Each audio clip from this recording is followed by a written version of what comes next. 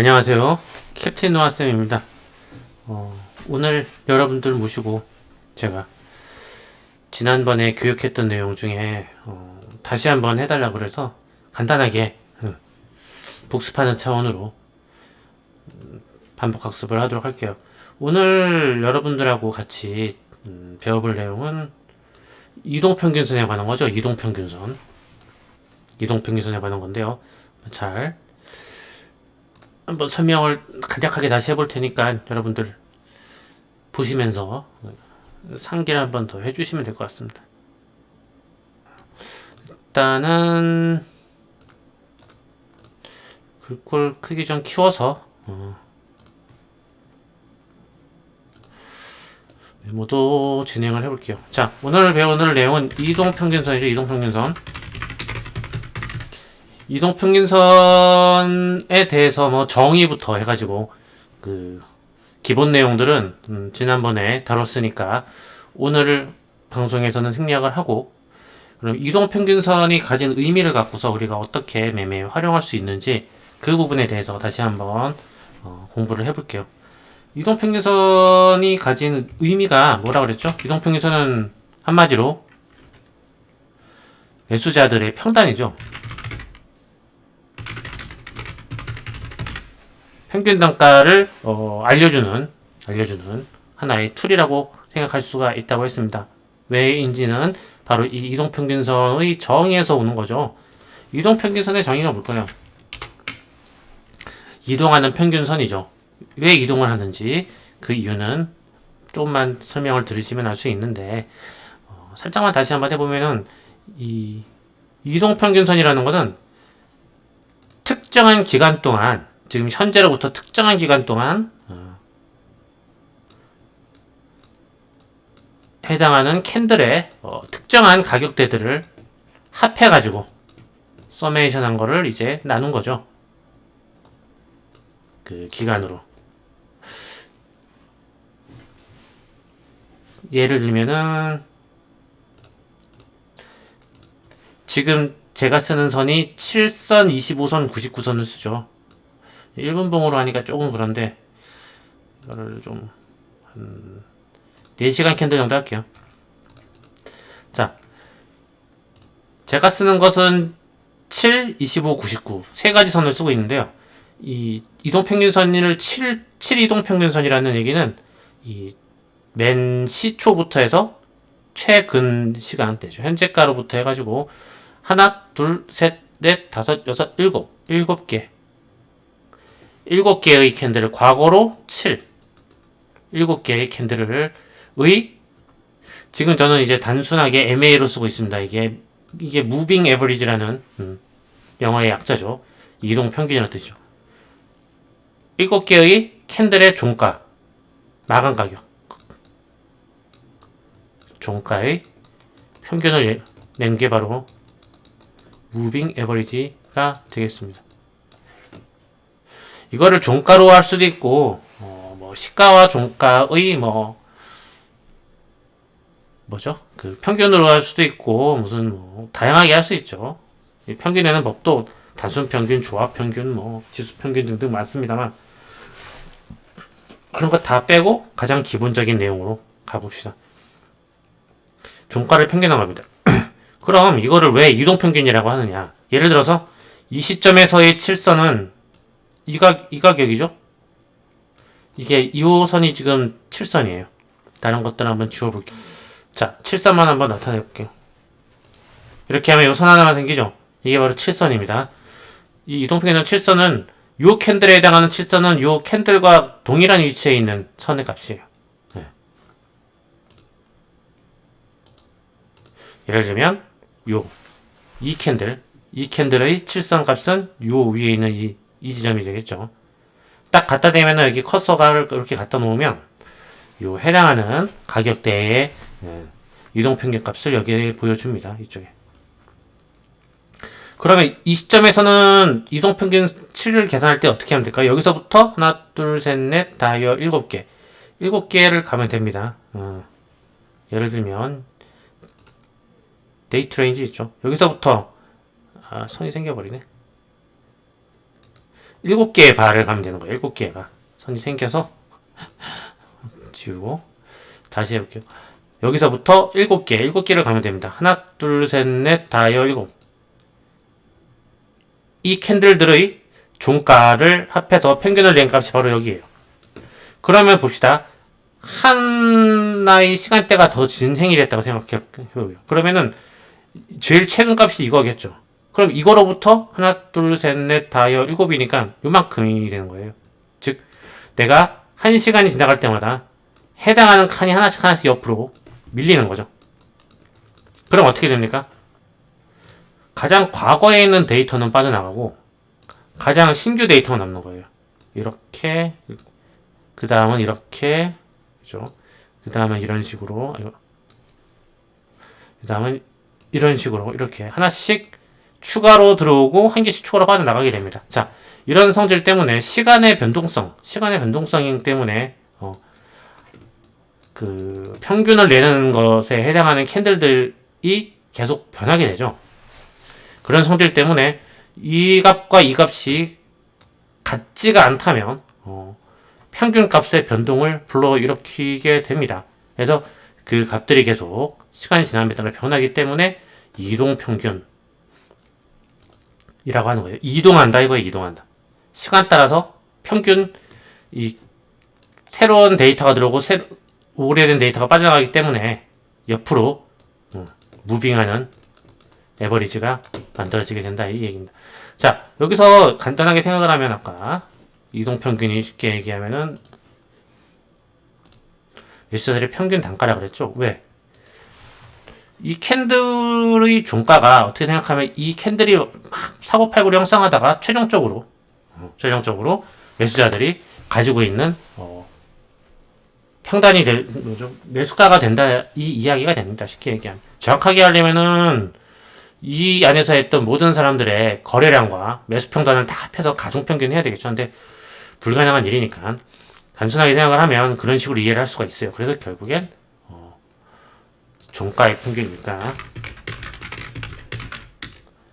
종가의 합의 평균이죠. 따라서 이게 무엇을 의미하냐면은 해당 기간 동안 매수한 사람들의 평균 단가가 된다.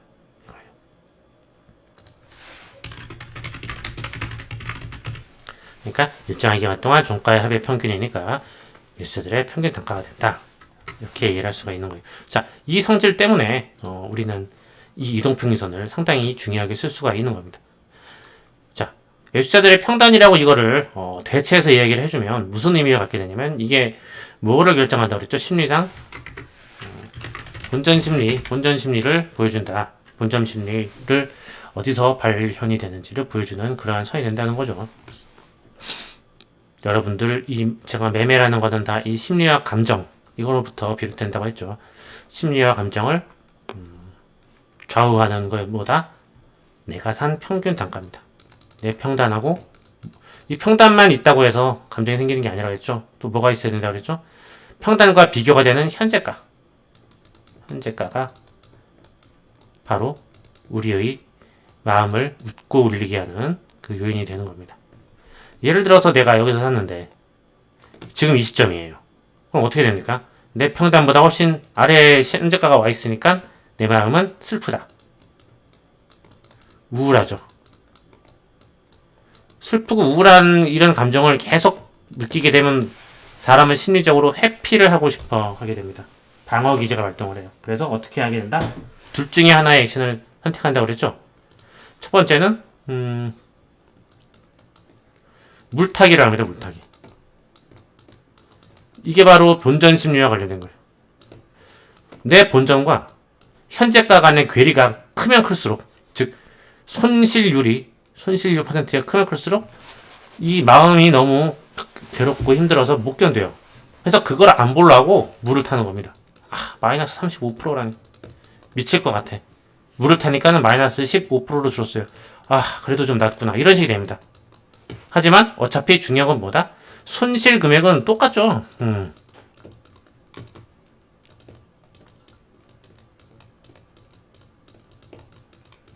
손실 금액이 똑같아요. 이거는 망각을 하고 퍼센테이지가 작아졌으니까 기분이 좀 좋아집니다. 다시 마이너스 25%로 또 됐네? 그럼 또 어떻게 해야 되겠어요? 또 사서 다시 얘를 마이너스 15%로 다시 낮춰주면 또 기분이 풀린다. 이러한 논리가 돼요. 물을 타든지 두 번째는 어떻게 된다? 안 본다에 안 본다. 계좌를 안 보는 걸 뭐라고 그러죠? 계좌를 뭐 삭제한다 그러죠? 앱을 삭제하거나 해서 안 봅니다.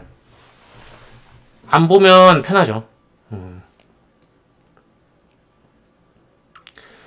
또는 어떻게 합니까? 마지막은 판다예요. 손절.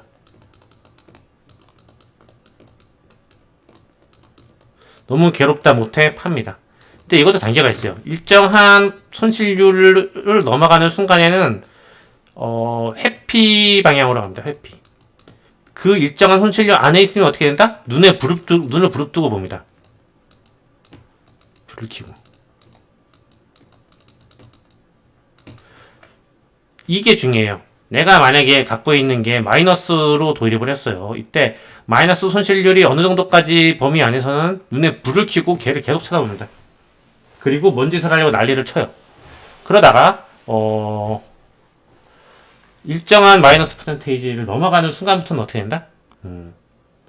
안 보든가 회피를 하는 거죠. 처박아 둡니다.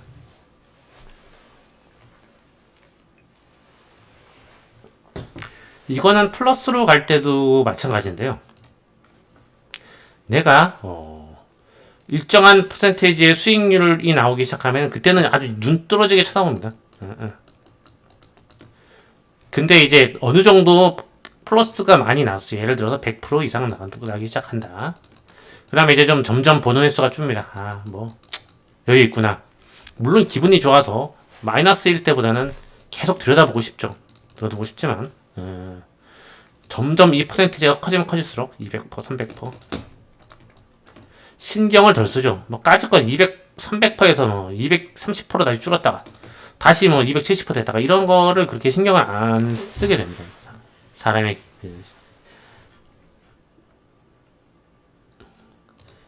이러한 내용들을 이제 조합을 하면 여러분들 이 이평선을 가지고 어떻게 매매할 수 있는지가 나오는 겁니다. 자, 이동평균선이라는 게 매매한 사람들의 평균 단가라고 했어요. 그럼 봅시다. 이 캔들에서 한번 볼까요? 이 캔들에서는 지금 이동평균선 가격이 여기에 위치하고 있어요. 그러면 어떻게 됩니까? 이만큼의 괴리가 있어요.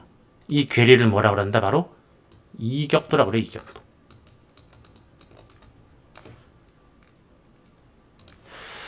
자, 본전심리 이용해서 이평선을 가지고 시장의 참가자들의 심리 파악한다. 이게 바로 이동평균선의 위치죠. 그리고 이 괴리가 바로 이격도라고 합니다. 이격도. 그럼 봅시다. 시장 이 시점에서 7일선이니까 앞으로 7캔들 하나 둘 셋 넷 다여 일곱 캔들의 기간 동안 산 사람들의 평단은 여기라는 거예요. 여기 대략 얼마 정도냐면 23253 정도 돼요. 23253. 그럼 이때 종가가 어딥니까? 24744예요. 23253에서 23744. 23253에서 23744. 한번 평균을 내볼까요? 50배로 매매를 했다고 쳐볼게요. 엔트리 프라이스가 23253. 평균이 그렇다 해요. 23744가 3744가 현재가였다 쳐요. 스탑로스는 그렇다 치고 0.01 스탑로스도 23200에다 걸었다 쳐볼게요. 0.01 비트코인을 샀다고 칩시다. 그러면 평균 이 7개의 캔들 기간 동안 산 사람들이 그 평단이 여기인데 종가까지 50배 매매를 하고 있었다면은 수익률이 105%다. 50배가 아니었다. 한 3배. 25배로 해도 52%다. 25배를 볼까요? 52% 수익률을 내고 있는 겁니다. 그러면 어떤 의미를 갖게 될까요? 자, 이 시점에는 사람들이 죄다 해피하죠. 웬만한 사람은 다 해피합니다. 가장 최근에 산 사람들 중에 요 윗꼬리에 산 사람 말고는 다 평단이 현재가보다 낮죠. 평단이 낮으니까 사람들의 마음은 다 어떻다? 다 기쁘다. 다 기쁩니다. 모두 다 기뻐요. 그럼 어떻습니까? 이 중에서 그런데도 이 중에서도 산 사람들의 평단은 다 다르죠. 여기서부터 지금 여기까지 산 사람이 분포하잖아요. 제일 예전에 샀던 사람은 뭐 수익률이 훨씬 더 높기 때문에 어떨 것 같다? 아, 이 정도쯤 가고 있으면 친구들하고 술 한잔 마시고 놀고 있을 확률이 높습니다. 안 보고 있다.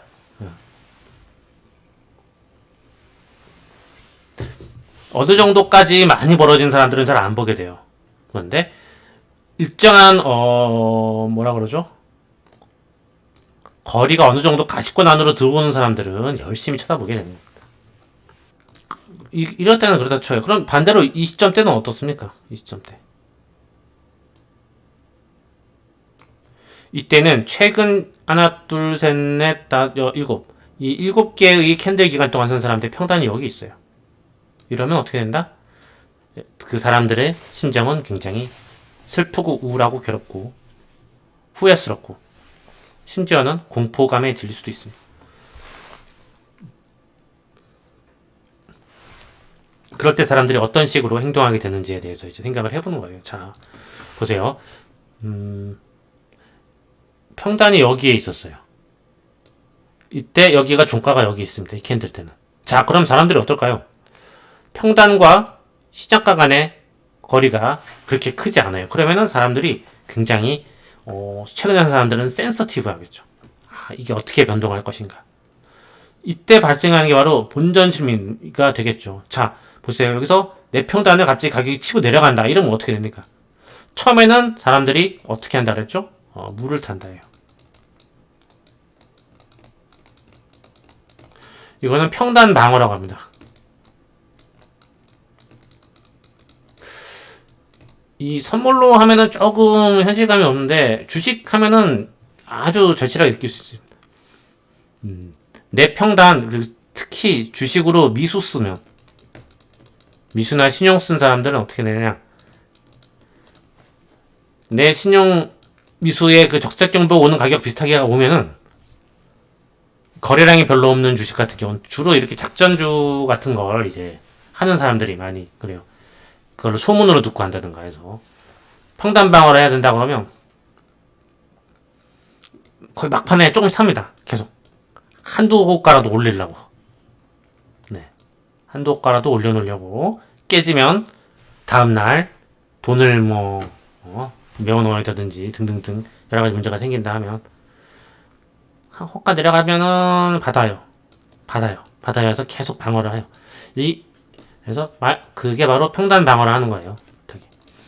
요 이동평균선, 즉 평균이 여기를 깨고 내려가면 어떻게 되냐? 내 평균 단가보다 점점 현재가가 낮아지면 마이너스가 발생할 거니까 못 내려가게 하려고 여기서 사람들이 방어를 해서 계속 사게 됩니다. 계속 사게 돼요. 이걸 바로 이게 바로 이동평균선에만 가면 가격이 지지력을 받게 되는 원리가 됩니다. 그래서 이동평균선 일종의 무슨 성질이 있다고 그랬죠? 지지와 저항의 역할을 해준다 이거예요. 바로 그 본전 심리 때문에 그렇습니다. 그러면은 보실 때 이런 경우에 볼 때 처음에 받아서 사는데 이 사람들이 계속 못 사게 하려면 어떻게 돼요? 여기서 일정한 양의 시장가를 빡 때려주면 돼요. 못 받을 만큼. 그럼 어떻게 되는데 사람들이 겁이 나서 도망을 쳐요. 마이너스가 더 커지기 전에 팔고 튑니다. 먼저 파는 놈이 임자죠. 그러면 이만큼만 한두 번만 딱 때려주면은 알아서 사람들이 던져요. 그러면 내 평단의 근처에 예를 들어가지고 내가 지금 평단이 여기다 하면 가격이 여기까지 오기 전까지는 괜찮지만 내 가격이 온 순간은 나도 던지든지 받든지 해야 되죠. 그런 식으로 해서 하나씩 수차적으로 도망을 치게 되면은 어느 자리까지 쭉 알아서 지가 자체적으로 그냥 알아서들 하게 돼요. 심리전.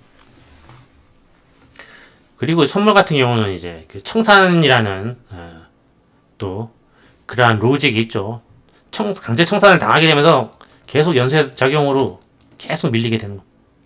자동으로 매너가 터지면서 어찌됐든 간에 그러한 부분들이 있어서 이동평균선 같은 경우가 깨지게 될 때는 급락이나 급등이 나오는 요인이 될 수가 있는 겁니다. 그리고 보세요. 지금 제가 이평선을 딱 하나만 썼는데 이평선을 여러 개를 다시 살려볼게요. 자, 그러면은 다양한 기간 동안 산 사람들의 평단을 알 수가 있겠죠. 자, 이 시점에서 볼 때에는 최근에 산 사람들은 평단이 상당히 높다. 근데 25, 99로 갈수록 어떻게 됩니까? 25선과 99선은 대충 여기쯤에 겹쳐져 있네요. 겹쳐져 있습니다. 이 정도 되는 거죠, 지금 현재. 그럼 보실 때 7선은 2, 4, 5고 25와 99선은 227에서 28입니다. 2, 4, 5, 2, 7, 2, 8 이렇게 되는 거예요. 얘는 여기고 얘네들은 여기쯤이다. 그럼 봅시다. 최근에 산 사람들은 가격이 빠질 때 아까 얘기했던 것처럼 민감하게 반응하면서 처음에 봤다가 나중에 도망가겠죠. 하지만 25캔들 기간 동안에 샀던 사람들과 99캔들 동안 산 사람들은 평균 단가들이 낮죠. 그래서 오래전에 산 사람들일수록 평단이 낮기 때문에 이 최근에 산 사람들 말고는 이쪽까지 빠져도 무감각할 확률이 높죠. 아직 내 평단은 괜찮은데? 하면서 맞나요? 내 평단 근처로 와야 어떠한 액션이 벌어지게 되는 겁니다. 아, 더 빠지면 안 되겠는데? 라든지 아니면 나는 뭐 어느 정도 수익이 있었는데 많이 어느 정도 내려왔으니까는 물을 좀 불타기를 좀 해버린다든가 그런 식으로 해서 반발 매수세가 이제 들어오는 시점들이 생깁니다. 그 시점까지는 어떻게 된다? 최근에 산 사람들만 신나게 팔고 내려오게 되고, 즉 그 의미는 뭐다? 만약에 세력이 여기서 가격을 하방으로 밀고 싶다면 최근에 산 사람들의 심리만 무너뜨릴 정도만 매도를 하면 된다 이거예요. 그렇게 이해를 할 수가 있는 겁니다. 그래서 이게 무슨 의미냐? 만약에 이동평균선 간에 거리가 이렇게 많이 벌어져 있으면 이 빈 공간은 쉽게 가격이 움직일 수 있는 가능성이 있다 이거예요. 쉽게 가격이 움직일 수 있는 가능성이 있고 어느 정도까지 내려올 수 있느냐? 여기까지는 갈 가능성이 있는 겁니다. 여기서는 어떻게 되겠습니까? 오래전에 산 사람들의 평단 근처가 오면 이 사람들이 이제 어이쿠 하고 관심을 가지면서 보면서 방어를 시작합니다. 그러면은 세력이 여기를 그대로 덮개려면 어떻게 됩니까? 25캔들, 99캔들 동안 산 사람들이 가지고 있는 보유하고 있는 평단의 물량을 다 집어던지게 할 만큼 추가로 매도를 더 때려야 돼. 매수는 돈이 들고 매도는 뭐가 필요합니까? 매도도 돈이 들죠. 숏은 매도도 돈이 들지만 현물이라고 생각하면 이것은 내 물량입니다. 물량. 내가 만약에 이렇게 해서 털고 나서 궁극적으로 내가 올려서 뭔가를 팔아서 수익을 내겠다고 하면은 던지는 물량도 한도가 있는 거예요. 아, 신나게 하자고 다 던졌는데 던지다 보니까 내가 갖고 있는 게 하나도 없어요. 그럼 어떻게 됩니까?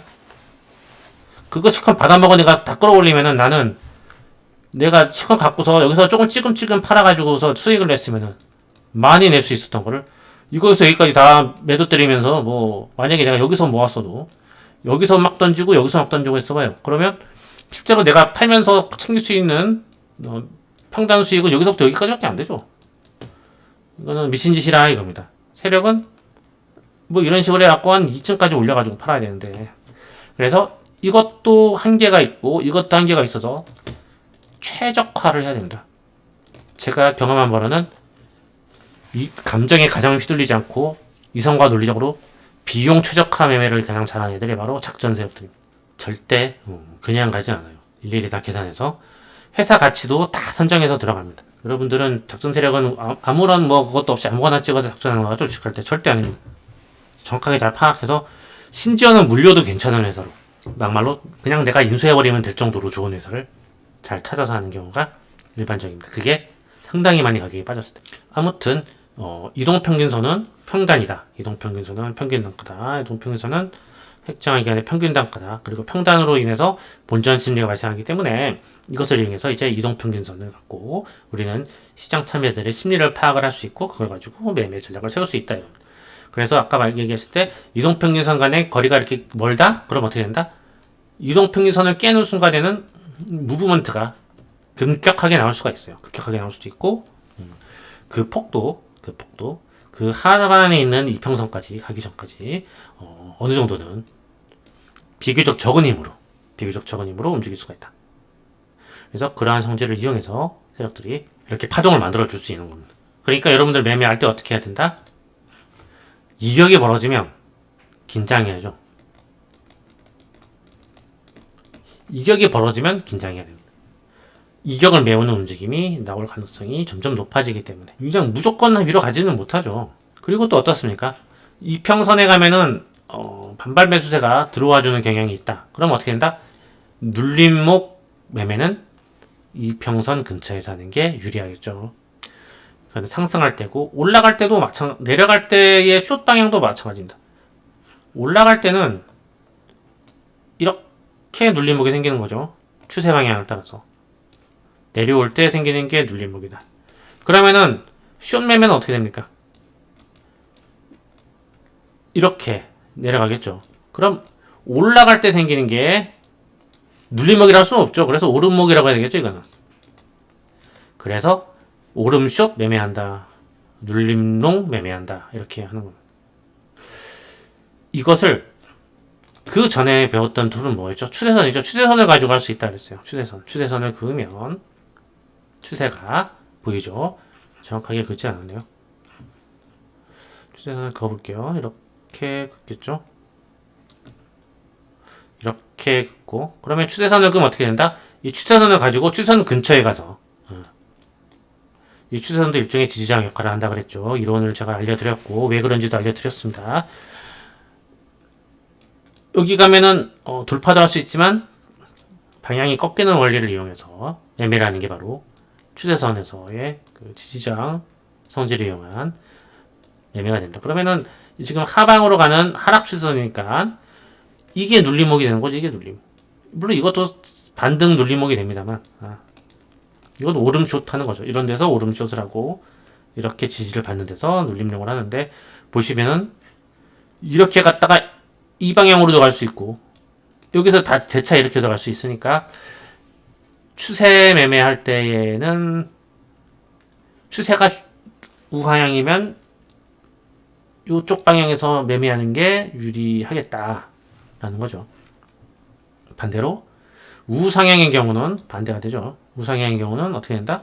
지금 이동평균선을 똑같은 개념으로 쓸 수가 있다는 게 오늘 다뤄드릴 내용입니다. 이동평균선이 이렇게 아까 배웠던 이동평균을 내는 성질에 따라서 새로운 가격이 계속해서 빠져나가는 가격보다 크면은 이동평균선이 우상향하게 되어 있어요. 당연한 얘기겠죠? 오늘을 기점으로 해가지고 어제, 이일 전, 3일 전, 4일 전 이렇게가 지금 이렇게 하면 이렇게 우선 이동평균이 되죠.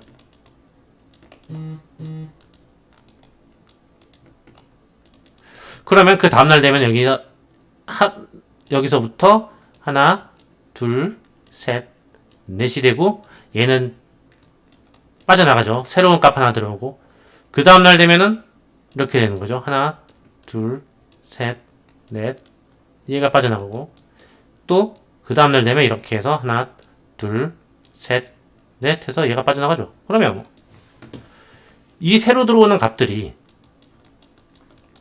이 하나씩 빠져나가는 값들보다 크면 계속 커지고 있으면 어떻게 된다? 이 평균 값들은 어떻게 됩니까? 점점 커지겠죠. 그렇게 되면 어떻게 된다? 이 값들을 이은 게 바로 이 이동평균선이니까 이동평균선이 점점 우상향하게 된다. 그래서 가격이 상승세를 보이면 이동평균선이 우상향 기울기가, 하락을 하면은 우하향 하게 되는 거예요. 가격이 계속적으로 올라가고 있으면 이동평균선이 점점 우상향을 해요. 그럼 이런 추세가 한번 형성이 되면 어느 정도까지 유지가 됩니다. 왜? 사람들의 마음의 기대 심리가 불붙기 때문이에요. 사람들이 점점 관심을 갖고 본다 이거죠. 올라가네 하면서.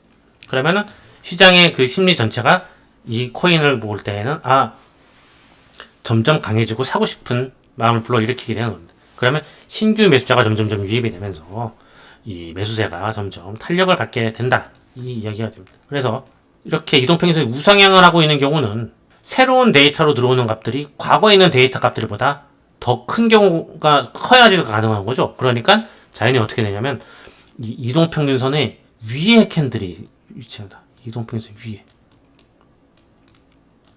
그래야 얘가 계속 올라갈 수 있어요. 그리고 내려오면 어떻게 된다? 본전 심리 때문에 매수세가 반면에 매수가 유입돼서 재차 상승하는 그런 흐름이 나오는 가능성이 높아집니다. 자, 그런 이 성질을 일단 기억을 해두시고, 반면에 아까 배운 거 있죠? 이평선 간의 이격이 점점 벌어지면, 여기서 요만큼 벌어졌죠? 점점 이렇게 벌어지면 어떻게 된다? 그러니까 이 최근의 가격대에서 사람들이 관심을 가져줄 전체 시장 참가자들의 비중이 점점 준다고 생각하면 됩니다. 점점 신경을 안 쓰게 된다. 이때만 해도 이 시장 같은 건 어땠습니까? 7선부터 99선까지 다 겹쳐있기 때문에 상당히 오랜 기간 동안 사람들이 평균 단가가 같다. 평균 단가가 비슷하면 무슨 얘기냐? 사람들이 가지고 있는 심리 상태가 비슷해진다. 가격이 올라갈 때와 내려갈 때 기뻐지고 슬퍼짐이 비슷해진단 말이에요. 상당히 오랜 기간 동안 산 사람이니까 시장에서 이 시장 참가자들 중에 비중이 크겠죠. 이게 가격대 대비뿐만 아니라 이 언제 샀느냐에 따라서도 그 시장에 대한 어떤 관심도 여부가 달라집니다. 3년 전에 산 사람은 까먹고 있을 수도 있어요. 내가 샀는지도 몰라. 가끔 그런 거 나오죠. 옛날에 10년도 전에 어느 회사 주식을 샀는데 까먹고 있다가 15년 전에 샀는 걸 까먹고 있다가 들여다봤더니 그게 몇십 배가 돼 있더라. 이런 거 몰라요. 몰라가지고 버는 겁니다. GRX. 아까 GRX 꼭 관심 있게 보시라고 그랬죠. 얘는 오늘 이거 뚫을 확률이 매우 높습니다. 그러니까 눌릴 때마다 이런 거는 잘 봐야 돼. 그냥 추적이 아니고, 이거는 예전에 제가 어떤 코인을 매매하면 좋은가 설명을 해줬어요. 그 방송을, 그거는 유튜브에도 올려놨기 때문에 한번 잘 보세요. 지금 잘하면 뜯겠는데, 어떤 코인을 매매하면 좋은가에 해당하는 애입니다. 그래서 오늘 제가 코인 하는 게 딱 얘기 드렸죠? GRX를 오늘 잘 보세요. 제로X죠. 자, 갑자기 산으로 흘러갔는데, 이걸로 하는 거죠. 자, 그래서 이동평균선의 기울기 가지고 캔들의 위치 가지고 매매를 할 수가 있고, 이동평균선과 캔들, 이동평균 간의 이격도를 이용해서 매매를 할 수가 있다. 이 이야기를 지금 드리는 거예요. 제로X로 가버렸는데 뭘로 봐도 마찬가지입니다. 자, 이걸로 볼까요? 자, 그렇기 때문에 이평선이 수렴을 하는 자리도 중요하고 이격도가 매우 커진 자리도 포인트가 된다. 이 이야기. 자, 이평이 다 수렴했어요. 여기가 되면은 사람들의 심리가 다 비슷합니다. 그래서 세력이 가격을 조성하기가 좋다. 어느 정도만 딱 끌어올려주면 그 다음부터는 사람들의 마음이, 상당한 시장 참여자들이 다 비슷하게 기뻐지기 때문에 한번 톡 쳐주고 여기서 한 번만 땅 쳐주면 그 다음부터는 살짝만 해도 지들이 알아서 삽니다. 그렇게 돼요. 이때 매매법은 어떻게 된다고요? 이동평균선이 우상향하기 시작하면 단기 이동평균선부터 먼저 우상향하죠. 긴 거는 다 천천히 움직이게 됩니다. 그건 왜 그런지 아시겠죠? 5선은 데이터 5개예요. 100선은 데이터가 100개의 평균입니다. 그러면 5선은 5개 중에서 하루 한 기간이 지나면은 1개 들어오고 1개가 빠져나가요. 즉 3개는 그대로고 아니죠. 4개가 그대로죠. 맨 끝에 거 하나 빠지고 맨 새로운 자리에 들어오니까 4개가 그대로고 1개가 바뀌는 거예요. 그러면은 100선은 어떻게 됩니까? 99개는 똑같고 1개만 변합니다. 그럼 뭐 변동하는 정도가 얘는 100개 중에 1개만 변동하기 때문에 이 값이 만약에 뭐 상승률이 몇십 %짜리가 한번 팍 튀었다고 해도 이 100선은 거의 움직이질 않아요. 반면에 5선 같은 경우는 갑자기 급등 한번 땅 떠도 이동평균선이 딱 방향성을 바꿔버립니다. 그런 성질을 해서 매매할 때 이동평균선 이제 단기부터 올라간단 말이다. 그럼 이 단기 이동평균선을 타고 캔들들이 위에서 형성이 돼야만 계속 이 이평선 위로 올라가게 돼요. 그거를 역으로 생각을 하는 겁니다. 원래 원리는 반대인데 캔들이 이평선 위로 자꾸 생기기 때문에 이동평균선이 우상향을 하는 거지만 반대 방향으로 생각해서 매매해도 비슷하다. 즉 이평선이 우상향할 때는 캔들이 그 위에서 노니까 어디서 매매하는 게 유리하다? 캔들로부터 이것도 마찬가지죠. 이평선이 멀어지면 즉 평균으로부터 이게 멀어지면 매도 심리도 점점 강해집니다. 왜? 수익이 일정하게 나면은 하나둘씩 팔고 싶어지죠. 뭐 무한히 들고 있겠다는 사람만 존재하진 않죠. 그러면 점점 팔고 싶은 사람이 늘 거 아니에요? 그러면 팔게 되면 점점 가격이 떨어지겠죠? 떨어질 때 어떻게 된다? 이동평균선 근처에 오면은 평단을 방어하려는 심리들이 발동을 하기 때문에 여기서 반발 매수가 있기 때문에 다시 새로운 추가 상승의 탄력을 얻을 수 있다. 이 생각을 해서 매매를 하면 이동평균선이 우상향을 할 때는 이동평균선으로부터 현재가가 괴리가 크면 뭘 하는 게 유리하다? 숏을 하는 게 유리하고 가까워지면 롱을 하는 게 유리하다. 당연한 얘기죠. 그럼 어떻게 하면 되니까 이동평균선이 우하향하면 어떻게 해야 돼요? 우하향할 때는 캔들들이 되게 어떻게 해야 되냐? 캔들이 아래로 매달리기 때문에 이동평균선이 우하향을 하는 거예요. 가격이 지속적으로 빠져줘야 이동평균선이 우하향을 하니까. 그럼 이동평균선이 우하향할 때는 어떻게 하면 된다? 캔들들이 이동평균선에 되게 아래에 매달리니까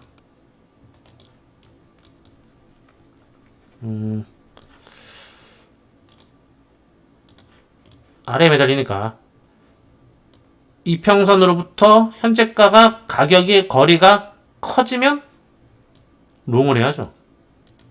이동평균선 자리로 반등을 하는데 가까워지면 어떻게 된다? 숏을 해야 되겠죠. 왜? 여기 가면은 본전 침입 때문에 사람들이 팔고 도망 나오려고 하는 거예요. 내가 마이너스 25%인데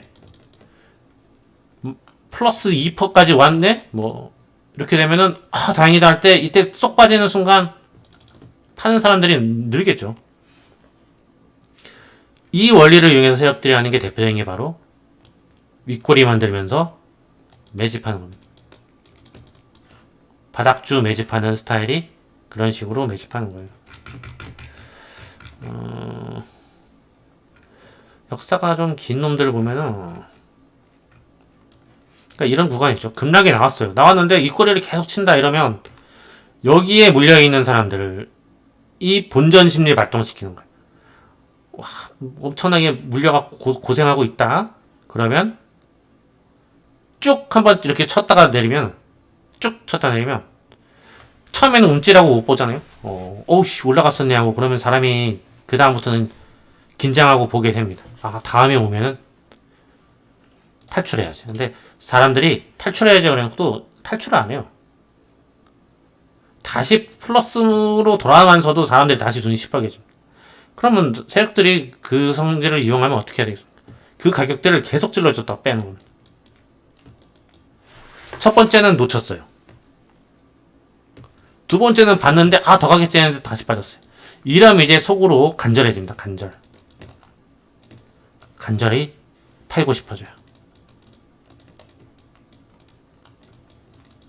그래서 다시 치면 거의 100%까지는 아니도 상당 부분 던져버려요. 그 다음에 빵 치면은 아이고야 하는 거죠. 이게 바로 엘리어트입니다. 1, 2, 3 이런 식으로 4로 가던 꼬꼬락 치더니 원리가 이렇습니다. 이때까지도 버틴 사람들은 여기서 못 올리고 내려가는 순간은 좌절하고 다 던져야겠죠. 그러니까 실망 매물이 어마하게 튀어나오면서 아래로도 방향성이 엄청 나오고, 여기서 다 내가 잡아먹었으니까 여기 시대 쪽으로는 매물이 없는 거예요. 그러니까는 빵 쳐버려도 되는 거예요. 이 얘기를 왜 했지? 이평선 매매죠. 그렇기 때문에 예를 들면 이동평균선이 이제 이격이 점점 벌어지면 막 올라가고 있을 때 긴장하기 시작해야 된다는 얘기죠. 내가 스윙으로 갖고 있었다면 얘가 꺾이기 시작할 때부터는 긴장해야 되는 겁니다. 이평선의 기울기가 꺾였다는 얘기는 최근에는 매도세가 계속 나왔다는 거예요. 추가적으로 상승 데이터가 더 이상 안 들어오는 게 지속이 돼야 꺾이기 시작합니다. 그러면 이때부터는 캔들이 이 아래로 매달릴 확률이 점점 높아지잖아요. 그렇게 되면 나는 이제 우하향하는 것에 맞춰서 매매를 진행을 해주면 좋겠구나 라고 생각을 하면 되고, 그런 식으로 매매를 하시면 매매할 때 이렇게 실수가 좀 줄어요. 대개는 내가 포지션을 잡을 때마다 계속 이상하게 안 되면 내가 지금 추세 판단을 반대로 하는 거예요. 살 때마다 기가 막히게 잘 맞으면 내가 추세 판단을 정확하게 한 거예요. 그래서 이동평균선은 가장 중요한 게 뭐다? 추세 판단 하는데 도움을 줄 수 있다. 그리고 이거를 통해서 이격도 기울기를 통한 포지션 설계를 할 수 있다. 100%는 아니에요. 여기서 위로 칠 수도 있는 거예요. 이러면은 어쩌고저쩌고 하는데 간단하게 올라가면 손절하면 되죠. 이렇게 칠 수도 있어요.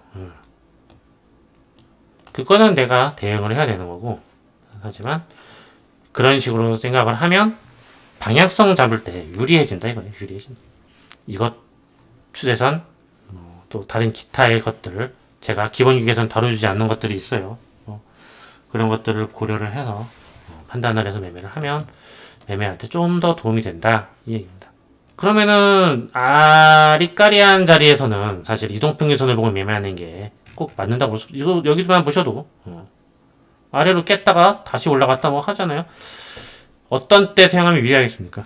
극도로 뭔가 확실하게 벌어져 있다든가, 그죠? 만약에 어떻게 되면 어떻게 될지가 잘 보이는 거. 그렇기 때문에 제가 계속 이제부터는 하방이 우위라고 며칠 전부터 했던 게, 이제 이평균선이 우하향을 하기 시작할 거 아닙니까? 그리고 이동평균선의 기간이 길면 길수록 강도가 셉니다. 단기 이평보다는 중기 이평. 지속도도 오래 가겠죠, 당연히. 이 기울기가 변하기 전까지는 이 추세는 아직 변하지 않는 거예요. 그러면은 이 기울기가 계속 우하향을 유지하고 있을 때는 기본적으로 이 근처로 가면 얻어맞을 확률들이 있는 거죠. 얻어맞고 내려올 확률이 있기 때문에. 그리고 뭐든지 바로 돌리지 못하면은 최소 2번은 맞는 게 일반적이에요. 그래서 제가 한번 이탈하면은 빠르게 되돌리지 못하면 시간을 끄면 끌수록 사람들의 심리가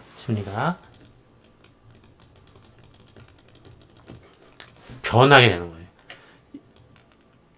가격이 우상향한다는 건 시장 심리가 흥분,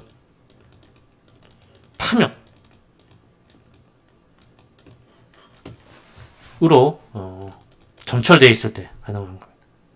다들 눈이 시뻘게 가지고. 근데 시장 심리가 이 반대가 되면은 공포, 실망 이런 게 되면 어떻게 됩니까? 이 코인을 안 들고 있고 싶어지게 되는 거예요. 사고 싶은 생각도 사라지고. 그러니까 시장 심리가 점점 이렇게 돼 버리면 살 사람들이 줄기 때문에 아무 짓도 세력 개입을 하지 않아도 그냥 흘러내립니다. 살 사람이 없으면은 이게 다들 이게 선물은 좀 다르지만 착각하는 게 살 사람이 없으면 가격이 일정하게 유지가 되는 게 아니고 가격은 빠져요. 매수가 받치지 못하면은 그냥 아무 짓도 안 하고 가만히 냅두면은 가격이 계속 빠집니다. 그러니까 지금 이 상황에서는 어떻게 된다는 생각을 했었기 때문에 그랬냐면은 이렇게 한번 이탈을 세게 하면 사람들이 쫀다고요. 반등했을 때 여기 물린 사람들 많잖아요. 여기서 매도세 나오죠. 매도세 얻어맞으니까 내려갈 확률이 높죠. 이거를 돌파하고 나가려면 돌파할 수 있는 어떠한 계기가 있어야 돼. 시장에 빅 이슈 같은 거 하나 터진다든지. 역배에서 반대로 밀릴 듯 안 밀릴 때도 반대인 거예요. 와, 역배니까 이거 계속 빠져야 되는데 맞고 밀려야 되잖아요. 근데 이렇게 막 들어오기 시작하죠. 그러면 하는 거예요. 왜지? 뭐지? 하면서 이거는 어떤 계기가 있다는 거죠. 이런 식으로 시장 심리를 먼저 파악을 해주고 그 심리에 따라서 내가 그럼 어떻게 매매를 하면 되겠다라고 생각하는 게 바로 매매를 잘하는 핵심입니다. 제가 교육 때 여러 번 말씀드리지만 거의 그 포커 도박하는 거랑 비슷합니다. 이게 갬블하고 매매는 상대방의 패를 읽고 심리를 파악을 해서 뭐 블러핑을 치든지 내가 먼저 죽든지 판단, 배팅을 잘하면 버는 거예요. 그렇기 때문에 잘 죽어야 된다 이거죠. 잘 죽어야 된다. 여러분들 손절 못하면 절대 매매 고수가 될 수 없어요. 프로 갬블러도 뭐를 잘해서 살아남느냐? 잘 죽어서 그렇습니다. 그들은 이제 뭐 배팅을 조절할 수 있는 판을 읽는 능력이 있기 때문에 가능성 높을 때 비중 배팅을 빵빵 때리지만 여러분들 그렇게 안 되면은 절대 그렇게 하면 안 되죠. 일정한 배팅을 해서 꾸준한 승률을 일단 찾는 것부터가 우선입니다. 그러기 위한 시장을 읽는 시장의 심리, 즉 상대방 패와 심리를 읽는 도구를 제가 알려드리는 거라고 보면 되고요. 그 중에 하나로 소개시키는 게 바로 이 이동평균선입니다. 이동평균선이 그 이동평균이란 정의상 시장 매수자들의 편견을 추측할 수 있게 그리고 시간의 경과에 따른 시장 참가자들의 평단의 분포도 알 수 있게 해주기 때문에 여러분 매매할 때 잘 사용하면 좋은 지표라고 할 수 있습니다. 사실 이 이동평균선을 안 쓰고 매매하는 사람들도 상당히 많아요. 안 써도 됩니다. 절대 이거 아니에요. 이거 없어도 추세 파악 돼요. 이렇게만 하고도 매매 충분히 할 수 있습니다. 할 수 있는데 여러분들이 이 경지에 도달을 하려면 상당히 오랜 시간을 거쳐야 할 거예요. 그리고 굳이 써서 좋은 지표가 있으면 안 쓸 필요는 없죠. 제가 여러분들께 매매할 때 참고하고 활용해보라고 제시해드린 지표는 딱 이동평균선하고 좀 추세선 딱 두 개죠. 추세선은 또 어떠어떠한 특성 때문에 예측 가능성이 있기 때문에 활용하는 게 좋고 이동평균선은 뭐다? 시장의 심리를 파악해서 내가 시장에서 어떤 포지션을 잡고 있으면 유리한지를 판단할 수 있게 해주기 때문에 좋다. 이 이야기를 드릴 수 있겠습니다. 여기까지 일단 이동평균선의 활용에 대해서 교육 마치도록 할게요. 시청해주신 분들 수고 많으셨습니다.